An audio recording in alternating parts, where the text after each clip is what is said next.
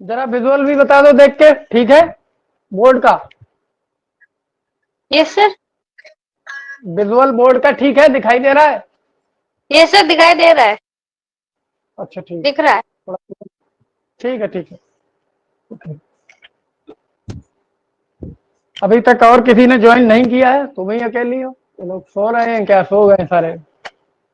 चलो खैर, जितने भी किया है देखते हैं। आज इसको लास्ट क्लास भी एनसीईआरटी एग्जाम्पलर की थी हम लोगों ने, लास्ट चैप्टर से laws of motion, yes work energy power तो हमारा रनिंग में है, तो उसको तो अभी हम करेंगे नहीं।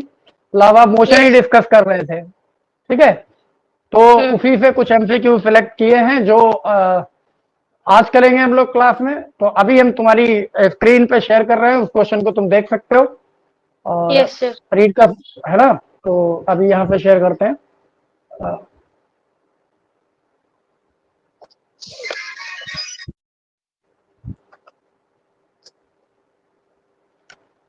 मानसी, ये क्वेश्चन है तुम्हारी स्क्रीन पे, फर्स्ट लॉ ऑफ मोशन से रिलेटेड। Yes sir. तो you can see this screen, दिख रही है तुम्हें स्क्रीन पे? यस। यस सर, दिख रहा है।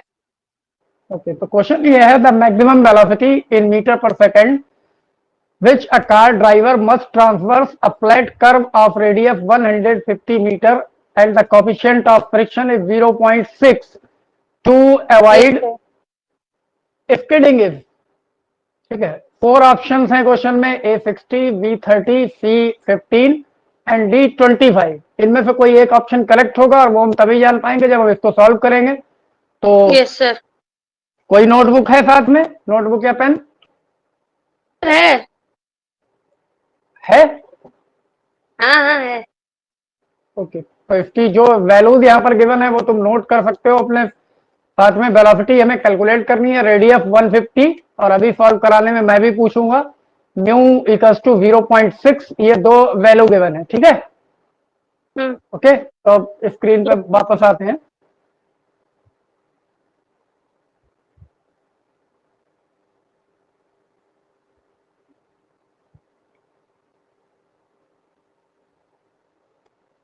ठीक है, अब इसको हम सॉल्व करके देख लेते हैं। जो जो गिवन था वो क्या क्या था। जो रेडियस गिवन थी वो कितनी थी, 150 मीटर, और म्यू जो था 0.6, है ना।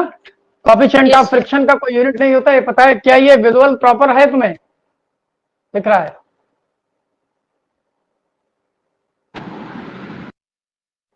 बेटा जो बोर्ड पर लिखा है वो दिख रहा है? सर सही से नहीं दिख रहा है। सही से नहीं दिख रहा, तो इसको थोड़ा क्लोज करते हैं। अब मे बी लाइट की वजह से रिफ्लेक्शन हो रहा हो। अब बताओ, हाँ आप सही है। सही है? Yes sir.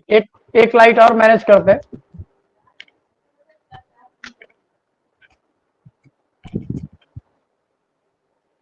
इसको थोड़ा सा टर्न कर लेते हैं तो शायद विजुअल में कुछ। अब देखो बेटा, यस सर, दिख रहा है, सही है।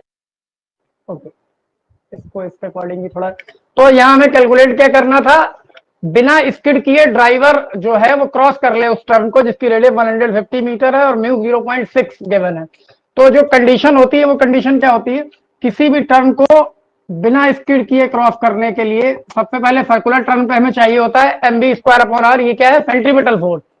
और अगर ये प्रोवाइड कहां से होता है, फ्रिक्शन से, और फ्रिक्शन का फॉर्मूला होता है mu equals to mu R, sorry, R is the normal reaction.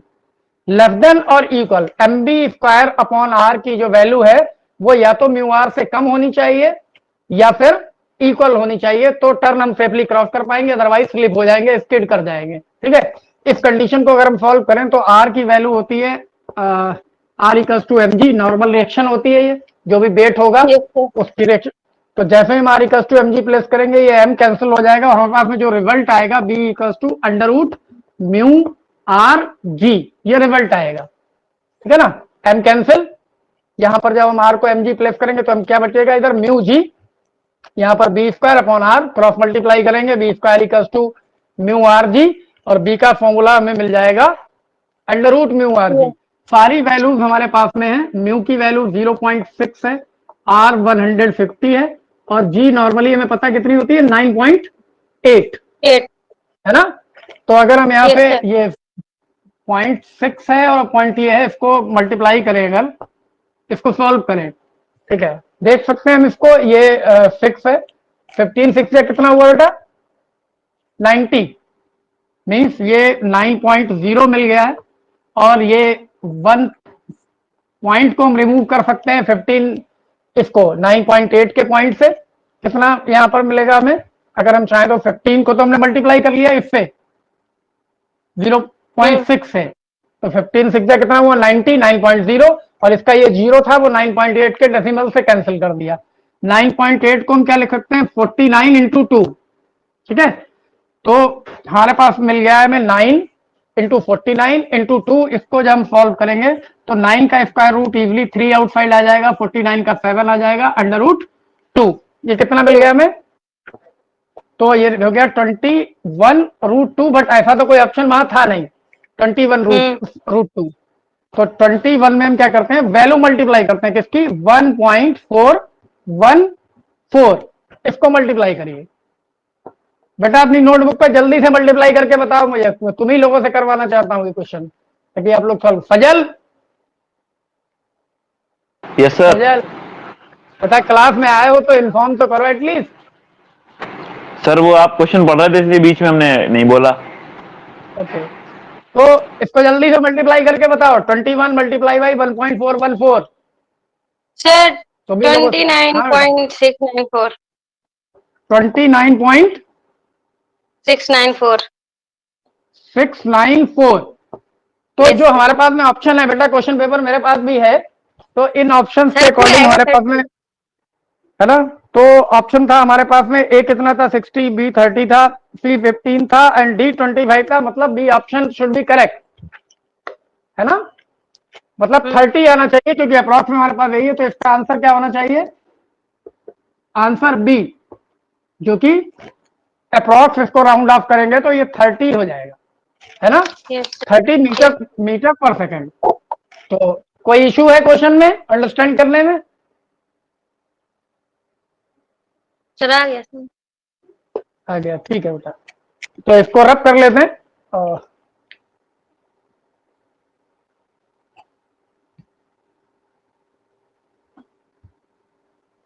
अब जरा नेक्स्ट क्वेश्चन हम शेयर करते हैं, तुम लोग जरा देख लो एक बार।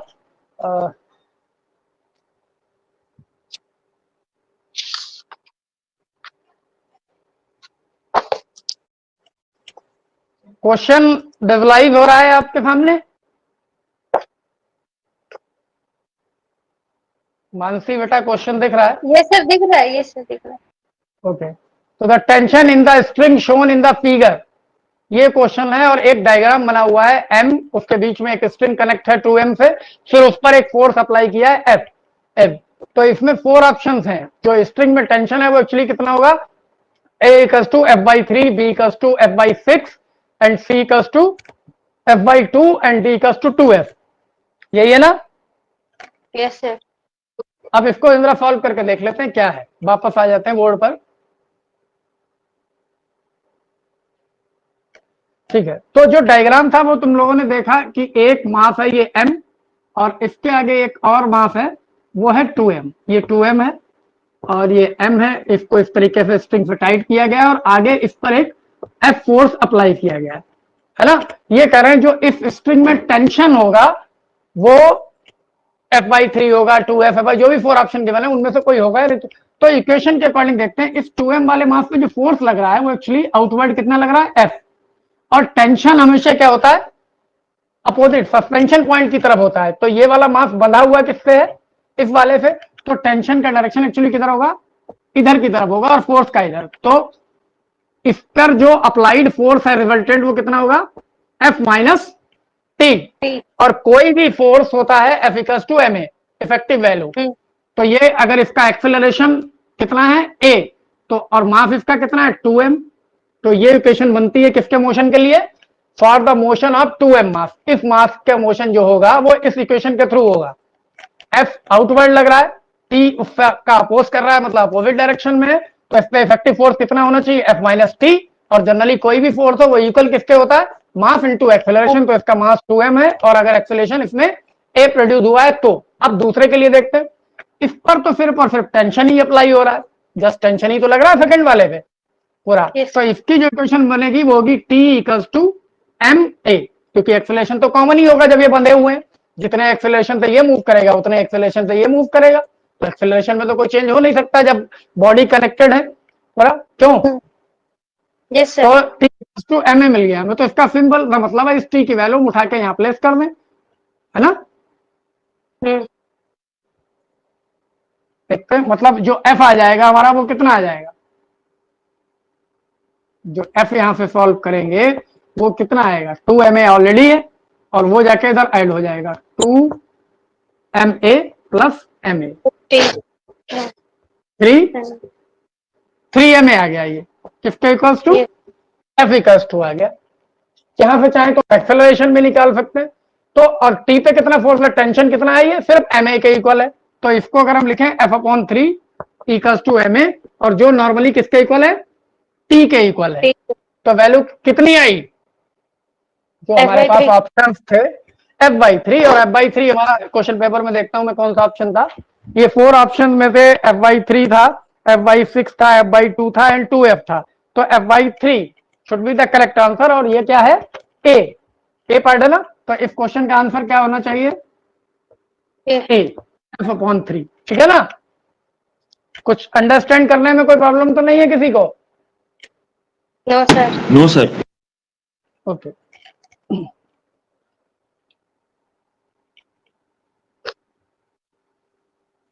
अब जरा नेक्स्ट क्वेश्चन भी देख लेते हैं, क्वेश्चन 3 होगा जो हमारा आज का, उसके अकॉर्डिंग वो भी शेयर कर लेते हैं।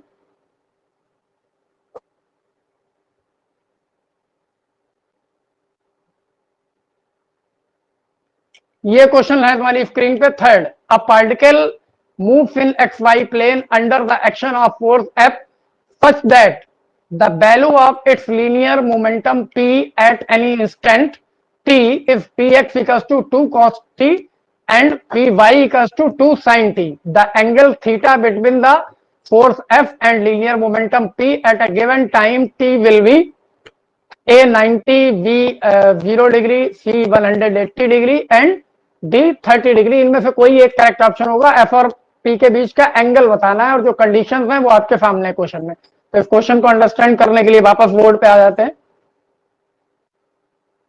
ये वैल्यूज नोट हो गई है मानसी क्या? Yes sir. ओके, तो जो वैल्यूज हमारे पास में उसके अकॉर्डिंग Px जो हमें गिवन था वो कितना है बेटा, 2 cos t। एक मिनट में देख लेता हूँ, मेरे पास क्वेश्चन है। Px की जो वैल्यू हमें गिवन थी, हाँ वो 2 cos t है, और Py की वैल्यू 2 sin t है।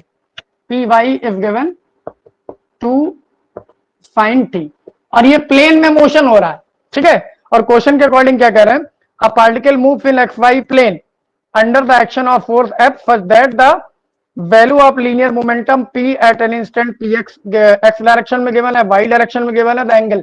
तो इसका मतलब इसका रिजल्टेंट कैसे निकलेगा, ये तो हमें पता ही है, x और y परपेंडिकुलर होते हैं, तो दो परपेंडिकुलर वेक्टर का रिजल्टेंट हम लॉ ऑफ पैरेललोग्राम यूज करेंगे, तो उसके अकॉर्डिंग ये क्या होना चाहिए, Px square plus Py square plus 2Px Py cos theta, और इनके बीच का एंगल 90 है, तो cos थीटा वाला टर्म तो रिमूव हो गया, 0 हो जाएगा, सिर्फ ये बचेगा।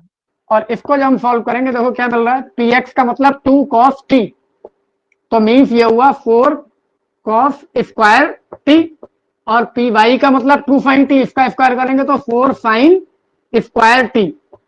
ये बिल्कुल क्लियर है कि 4 कॉमन मिल रहा है, cos square t plus sin square t बचेगा, और cos square t plus sin square t equal to कितना होगा, 1 होगा या नहीं होगा? Yes sir. तो इसका मतलब ये वैल्यू 1 हो जाएगी, 4 कॉमन मिला है, 4 का स्क्वायर रूट 2 हो जाएगा, तो ये जो भी हो यूनिट, क्योंकि यहाँ क्वेश्चन में यूनिट नहीं गिवन है P का, तो ये यूनिट्स में आ गया जो भी कुछ है P, और ये वैल्यू, इसका मतलब ये हुआ, इसको अंडरस्टैंड करना है, बहुत अच्छा क्वेश्चन है ये। इसको अंडरस्टैंड ये करना है कि T की वैल्यू चाहे जो भी हो, 2 second, 3 second, 4 second, 5 second, no matter, यहाँ T पे ये डिपेंड ही नहीं कर रहा है, ये तो 1 हो रहा है, cos square t plus sin square t, तो इसका मतलब it is constant through out the motion, किसी भी टाइम के लिए इसकी वैल्यू कितनी आएगी, 2 यूनिट आएगी सिर्फ, यस और नो? Yes, sir. मतलब क्या यहाँ सर? t की कोई भी वैल्यू होती, मैंने बोला कि इस इक्वेशन के अकॉर्डिंग t की चाहे कोई भी वैल्यू हो, 2 second, 3 second, 4 second, no matter, इतना ही आना है, ये 2 यूनिट्स, रिजल्ट यही आएगा। Yes sir. सजल, इसका मतलब ये समझ- वैल्यू क्या हुई? ये वैल्यू हुई कांस्टेंट, कांस्टेंट हुई ना। और आपको बताना है फोर्स, वेक्टर फोर्स और वेक्टर पी के बीच का एंगल, इन दोनों में से एंगल बताना है। तो एंगल कैसे बताओ? यह कॉन्सेप्ट यूटिलाइज हो रहा है। फोर्स अगर किसी ऑब्जेक्ट पे अप्लाई हो रहा है, definitely it can accelerate the object, है ना, एक्सेलरेट कर सकता है, मतलब उसकी वेलोसिटी में चेंज क्रिएट कर सकता है, और वेलोसिटी में चेंज होगा तो momentum should be change, but यहां मोमेंटम क्या आ रहा है? कांस्टेंट आ रहा है। तो ऐसी कोई कंडीशन कंसीडर करो जिसमें बॉडी पे फोर्स तो अप्लाई हो रहा हो बट इट्स मोमेंटम भी कांस्टेंट, मोमेंटम का मैग्नीट्यूड एक्चुअली कांस्टेंट है। डायरेक्शन के बारे में तो ये कोई इंफॉर्मेशन नहीं आ रही है हमारे पास, बट मैग्नीट्यूड 2 रहेगा। तो ये ऐसी कौन सी सिचुएशन है? उस सिचुएशन में फोर्स और लीनियर मोमेंटम के बीच का एंगल कितना होता है? कुछ याद आया?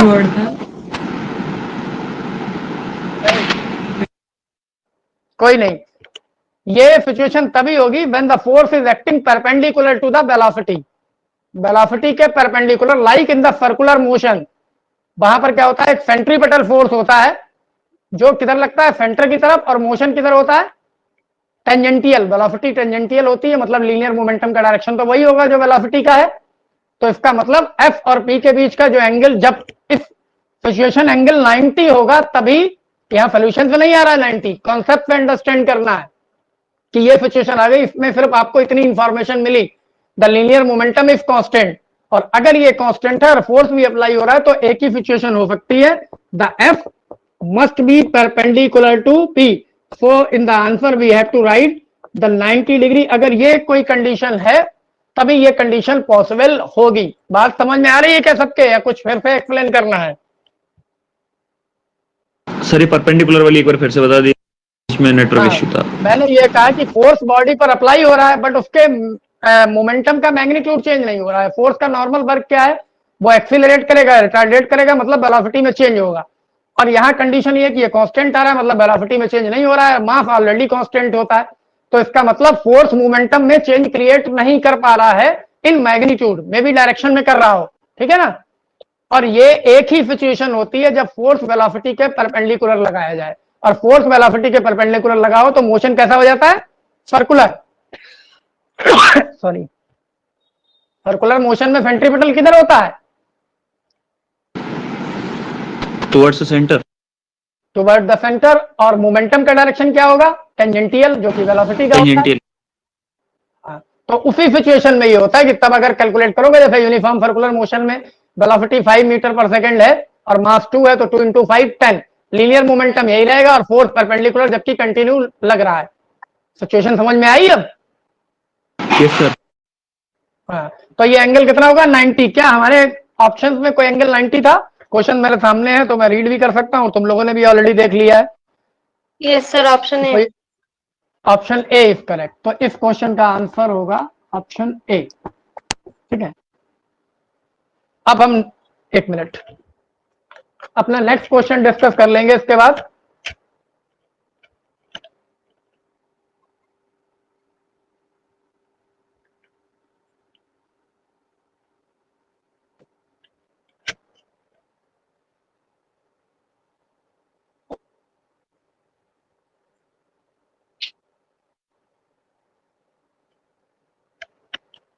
ये क्वेश्चन तुम्हारी स्क्रीन पे है, 4th क्वेश्चन, ठीक है।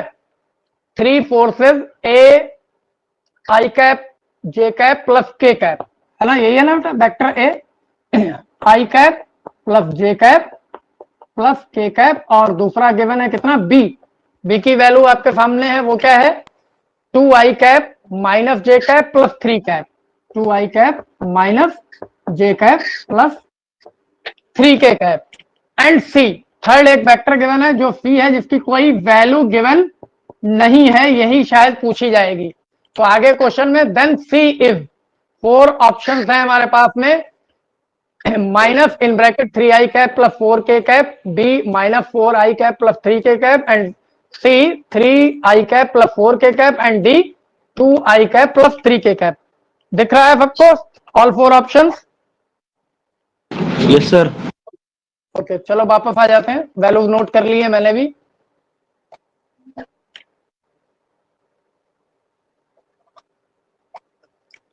अब ये देख सकते हो तुम लोग, ए की value I cap plus J cap plus K cap और बी की value 2i cap minus J cap plus 3 cap and C unknown है जिसकी वैल्यू हमें पता करके बतानी है। और ये कह रहे हैं क्वेश्चन की जो फर्स्ट लाइन थे उस पर जरा फोकस करो। यहाँ ये पेपर है, इसके अकॉर्डिंग क्या है, 3 forces acting on the body keep it in equilibrium. अब इक्विलिब्रियम का मतलब क्या हुआ? all the resultant of all the forces applied on the system must be zero। Zero होना चाहिए ना, तभी तो इक्विलिब्रियम में होगी। Yes sir. नहीं, यस सर। तो इसका मतलब इन तीनों का सम, ये 3 फोर्सेज ही हैं, सम कितना होना चाहिए? 0। मतलब इनको जब हम ऐड करें तो I cap plus J cap plus K cap plus 2i cap minus J cap plus 3k cap plus vector C must be 0। इनका सम कितना हुआ? 0। यहां से सी की वैल्यू इजिली पता चल जाएगी। तो यहां देख रहा हूं 2i कैप है और ये i कैप है, मतलब 3i कैप है। जे एंड जे कैंसिल हो रहा है, एक प्लस है एक माइनस है। ये k cap and 3k cap, मतलब ये है 4k cap plus C equals to 0। जब हम सी को सॉल्व करेंगे तो ये उधर चला जाएगा दूसरी साइड में, मतलब minus 3i cap plus 4k cap. This should be it's answer. तो ये कोई ऑप्शन था? अभी मैं चेक करके बताता हूं ये कौन सा ऑप्शन है। क्वेश्चन नंबर 4 में once again it's a minus 3i cap plus 4k cap, है ना बेटा? यही है ना? Yes sir. ओके, तो ऑप्शन में आंसर हमारा हो गया है ए। कोई सजल कोई और भी है क्लास में? I think so. Hardik, yes sir. Normal manner सीख ही लो, एटलीस्ट क्लास ज्वाइन करो तो बेशी कर लो, कम से कम पता भी चल जाए हमें। हाँ, अब गुड आफ्टरनून हुआ ना।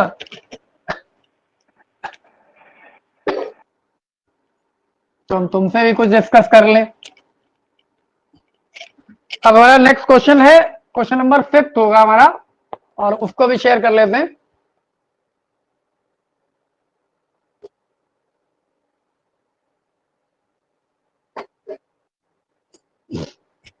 ये हमारा 5th क्वेश्चन स्क्रीन पे। The object at rest suddenly explodes into 3 parts with the mass ratio 2:1:1.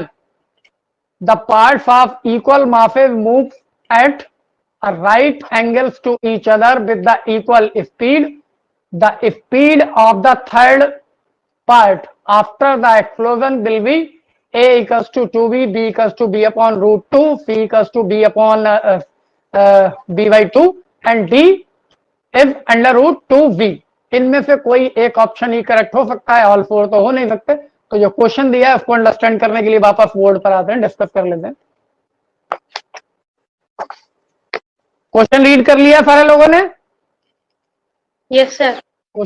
Okay, तो क्वेश्चन के अकॉर्डिंग हमने देखा, वो कह रहे हैं कि एक कोई ऑब्जेक्ट है जो एक्सप्लोड्स हो गया है 3 पार्ट्स में जिनका रेशियो 2:1:1 गिवन है। मतलब अगर एक का मास 2m है, दूसरा m है और तीसरा भी m है, ठीक है ना? यही कंडीशन गिवन थी क्वेश्चन में।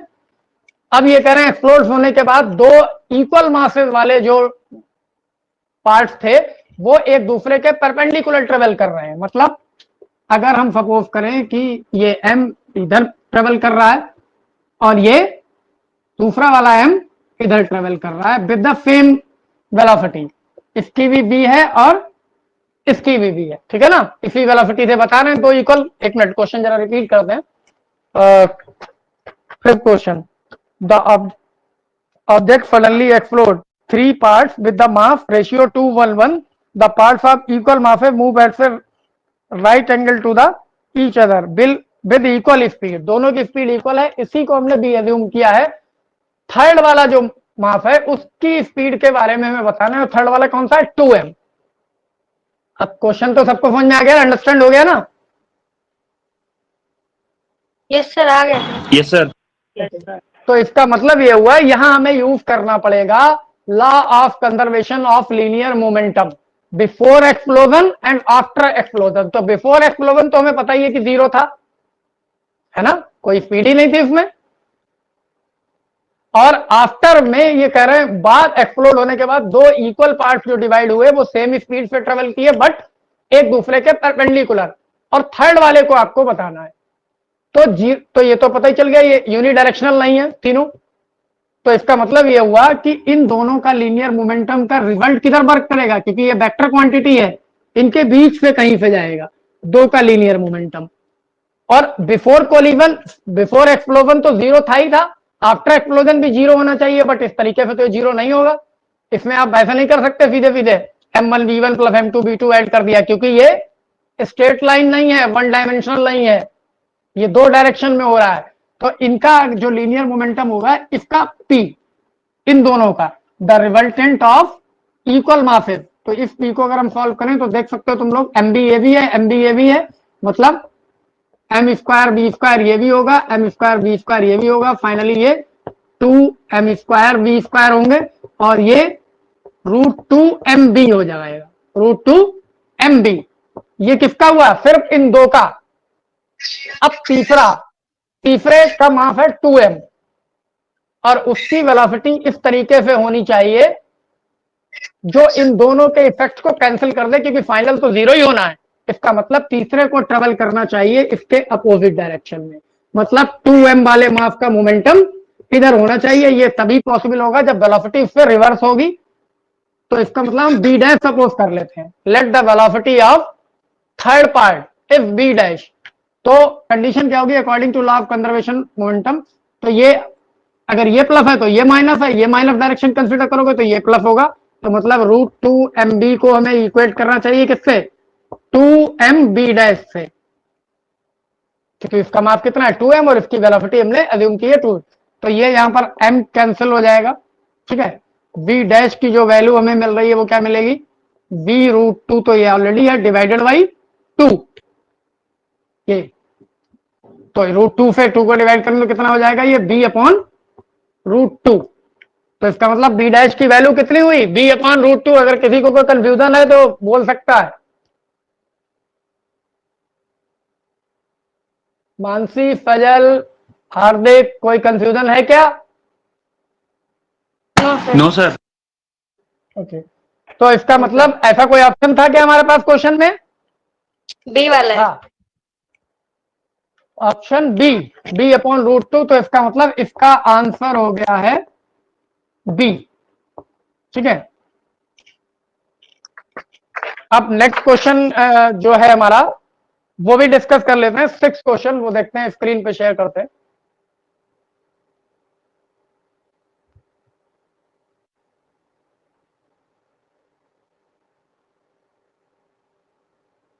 ये हमारा 6 क्वेश्चन है। The blocks of equal masses but with double surface area slide down an inclined plane with coefficient of friction mu. If the first block with surface area A experiences a friction force F, then the second block with the surface area 2A will experiences a frictional force। 4 options यहां पर हैं, A F/2, B F and C 2F and D 4F। बेटा ये almost theoretically question है, इसको solve करने की जरूरत नहीं है। तुम में से कोई बता रहा है क्या कि इसका सही ऑप्शन क्या होना चाहिए?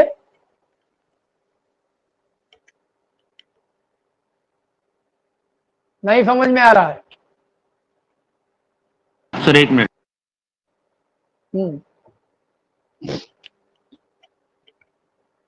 चलो पहले तो फिलहाल बोर्ड पे वापस आ जाते हैं।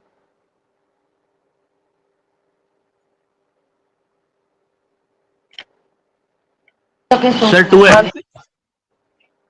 2F। और कोई कुछ बता रहा है? मानसी बेटा कुछ समझ में आ रहा है इसमें क्या होना चाहिए? जो भी तुम्हारे दिमाग में आ रहा है बता सकती हो। No sir.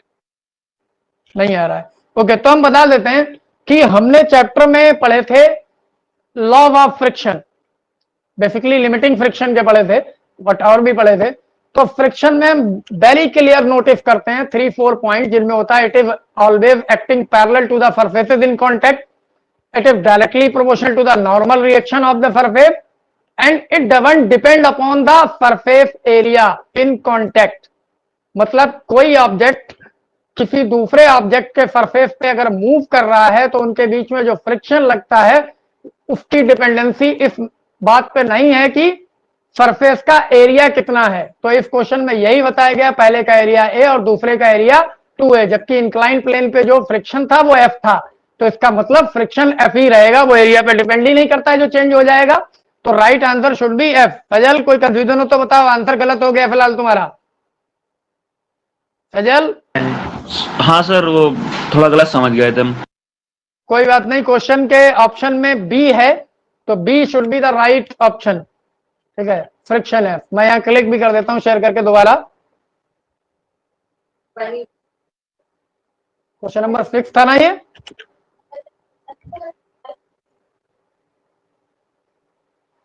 ये क्वेश्चन था, इसको हम यहां पे मार्क कर देते हैं। इसमें कौन सा ऑप्शन सही होगा, ये मैंने टिक कर दिया, दिख रहा होगा तुम लोगों को। Yes sir. Okay, Yes, sir. अब एक नेक्स्ट क्वेश्चन है जो फिर से मैं शेयर कर रहा हूं।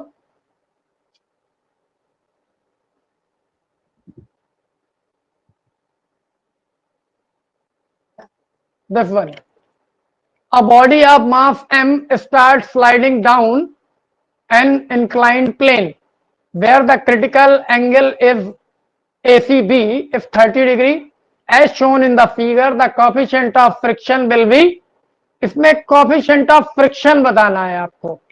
ठीक है, तो इसमें भी 4 ऑप्शन गिवन है जैसे कि ऑलवेज होते हैं। तो इस 4 ऑप्शन में से कौन सा ऑप्शन करेक्ट होगा उसे जानने के लिए हम बोर्ड पर वापस आ जाते हैं, देख लेते हैं। इसको पहले रब करते हैं। ये क्वेश्चन नंबर था हमारा 7th। ठीक है, तो इसमें एक ट्रायंगल बना हुआ है, ये ए सी बी, और यहां पर एक ब्लॉक प्लेस किया गया है इस तरीके, और ये एंगल गिवन है कितना में 30। तो विजुअल सब ट्रायंगल का विजुअल क्लियर हो रहा है सबको, Yes, हो रहा है ना। अब मैंने चौक नॉर्मली आज इसीलिए यूज की है कि यहाँ पर मैं घर पे ही हूं तो यहाँ पर विजुअल उतना प्रॉपर नहीं है लाइट का इस साइड में, तो इसीलिए चौक ज्यादा क्लियर हो गई, मार्कर में रिफ्लेक्शन ज्यादा आता है यहाँ के अकॉर्डिंग। तो ये 30 है, तो ये सबको दिख रहा है कि this is a right triangle, तो राइट ट्रायंगल है, ये एंगल 90 हो गया। और ये एंगल कितना बचता है बेटा, 60 डिग्री बचा ये 60। ओके, तो जो हमारे पास फॉर्मूला है वो एक्चुअली क्या है, अगर कोई इंक्लाइन प्लेन है और उस पर कोई ब्लॉक या कोई ऑब्जेक्ट रखा हुआ है, और एक्चुअली होना क्या चाहिए था, इसको नीचे की तरफ फ्लिप करना चाहिए था, करना चाहिए था या नहीं, इंक्लाइन पे है तो बेटा यस और नो। यस। yes, sir. हाँ, तो फ्लिप होना चाहिए था, बट ये नहीं हो रहा है। मीन्स ये बैलेंस सिचुएशन में है, और इस बैलेंस सिचुएशन को हम बोलते हैं condition the limiting condition of the limiting friction. It is under the limiting friction. क्यों सजल, ऐसा ही बताया था मैंने क्लास में। सजल सजल वाइफ आ रही मेरी। Yes sir. हार्दिक ऐसा ही बताया था ना। तो ये लिमिटिंग फ्रिक्शन की कंडीशन में, और लिमिटिंग फ्रिक्शन की कंडीशन में हमारे पास 2 हमने टर्म पढ़े। एक तो होता है the coefficient of friction is equals to the tangent of the angle of friction, और दूसरा होता है the coefficient of friction is equals to the tangent of angle of repose. और एंगल ऑफ रिपोज वही होता है जिसपे कोई इंक्लाइनेशन पर कोई रखा हुआ object under the condition of limiting friction हो, जिसको हम लिख सकते हैं म्यू इक्वल्स टू 1060 डिग्री। अब ये तो तुम लोग बता ही सकते हो 1060 डिग्री की वैल्यू कितनी होगी, कितनी, √3। तो यहां ये हो जाएगा 1060 का मतलब ये √3। तो ऐसा कोई ऑप्शन था क्या, ये सर बी Perfect. नहीं सी वाला सी सी ओके, तो ऑप्शन सी है ना, हम्म ऑप्शन सी, तो इसका आंसर होना चाहिए सी। ठीक है, बताओ तुम लोगों को, कितना भी बताओ कितने लोगों ने ज्वाइन किया है, इतने कम लोग ज्वाइन करते हो क्लासेस, ऐसा लगता है कि किसी को पढ़ना ही नहीं है, हम ही को पढ़ना है। चलो खैर जो भी है, अब मुझे अपने बाकी काम भी निपटाने, तो इतने कर लेते हैं। ऐसे नेक्स्ट तुम लोग रेगुलर ज्वाइन करते रहोगे तो आगे धीरे धीरे इन क्लासेस का टाइम बढ़ता रहेगा, क्वेश्चन बढ़ते रहेंगे। और भाई आज फिलहाल इतना ही रखते हैं, ठीक है ना? Okay sir.